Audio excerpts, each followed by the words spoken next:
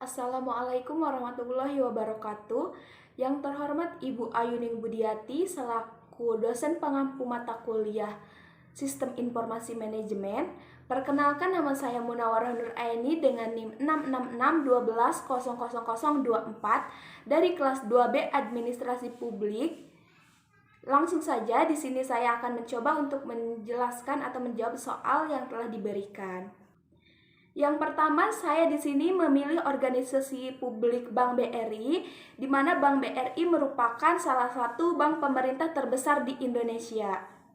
Yang dimana BPR atau Business Process Reengineering yang bertujuan untuk menggunakan teknologi informasi untuk meningkatkan proses satu dengan yang lainnya, dan BPR yang terdapat di Bank BRI adalah BRI Mobile atau BRIMO.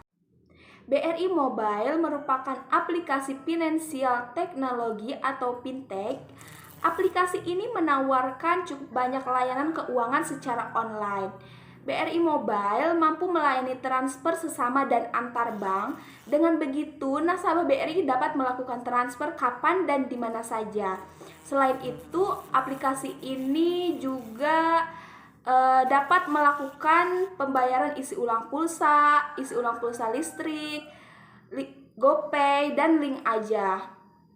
BRI Mobile juga mampu melayani pembayaran tagihan kartu kredit. BRI Mobile juga melayani pembayaran tagihan kartu kredit sampai dengan zakat. Sehingga dengan penerapan BPR dalam Bank BRI yang merupakan BRI Mobile bisa mengurangi biaya, meningkatkan pelayanan, memperbaiki efisiensi kerja, dan menambah pendapatan. Selanjutnya, konsep dasar sistem yang terada pada BPR ini adalah sebagai berikut. Yang pertama ada input. Input adalah elemen-elemen yang diperoleh dan digunakan, di mana elemen tersebut akan dimasukkan ke dalam sistem yang akan diproses. Dan yang menjadi input adalah, pertama kita harus mendatangi kantor cabang BRI untuk melakukan pendaftaran. Dan kita membutuhkan handphone, aplikasi BRI Mobile, jaringan, saldo ATM, buku tabungan BRI, ATM BRI, identitas diri atau KTP, dan saldo pulsa 5.000. Setelah input, pasti adanya proses, di mana proses merupakan transformasi dari input ke output. Dan yang menjadi proses di sini adalah, pertama, petugas Bank BRI membantu melakukan pendaftaran di aplikasi BRI Mobile di handphone kita. Yang selanjutnya melakukan aktivasi akun BRI dengan memasukkan user ID, nama pengguna, selanjutnya mengirim SMS ke Bank BRI. Yang ketiga adalah output, di mana output adalah hasil dari pengolahan data yang telah kita inputkan tadi. Dan yang menjadi output adalah kita bisa melakukan isi ulang pulsa ponsel, pulsa listrik, GoPay, Link Aja, melayani pembayaran tagihan kartu kredit, asuransi, sampai dengan zakat. Yang selanjutnya atau keempat adalah feedback, di mana feedback merupakan mengembalikan kondisi menyimpang menjadi standar atau untuk mengatur agar sistem berjalan sesuai tujuan. Yang menjadi feedback adalah ketika BRI Mobile kita terblokir yang disebabkan karena tidak pernah login selama 40 hari, kemudian salah memasukkan kode aktivasi selama 3 kali berturut-turut, kemudian ketika HP kita baru, ataupun ketika data pribadi BRI kita dicuri, maka kita bisa melakukan registrasi ulang aplikasi BRI Mobile dengan melakukan langkah awal, mulai dari input kembali. Yang selanjutnya adanya hardware. Bisa dikatakan hardware adalah peralatan fisik komputer yang berguna untuk melakukan input, output, dan proses.